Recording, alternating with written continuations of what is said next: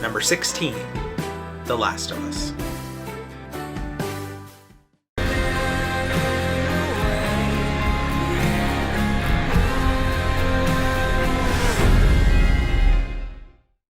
How the mighty have fallen. At one point, The Last of Us was, no joke, in my top 3 favorite games of all time. And then, the sequel happened. I was someone who was not a fan of The Last of Us 2. In fact, I only played through half of it before I put it down. And without going into spoilers, I think everyone who has played it can understand what that half point was. But this isn't a video about the missteps of The Last of Us 2. And though my opinion on the sequel may have soured the original a bit for me, I can't deny that The Last of Us is still a brilliant, wonderful game. In a similar way to Death Stranding, The Last of Us really thrives on its story.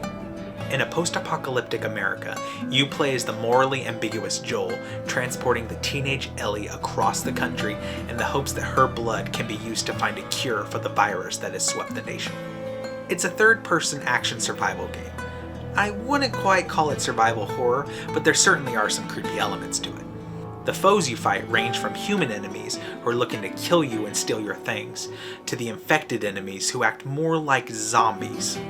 Though the enemy types may be limited, what's very interesting about The Last of Us is the way that every combat scenario feels very different.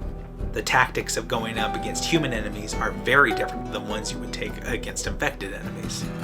One of my proudest gaming accomplishments was beating The Last of Us on Grounded mode, in which you lose your heads-up display, the enemies become much more aggressive, there's very little ammo, and 1 or 2 hits will kill you. It was really hard, but it felt so satisfying to finish.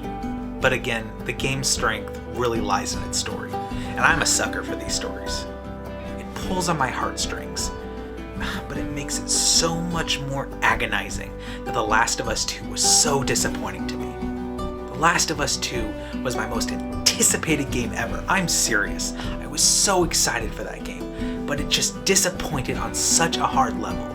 But I still have The Last of Us, and though it may have gone down on the list, I'll never forget the times I had with Joel and Ellie traveling across America.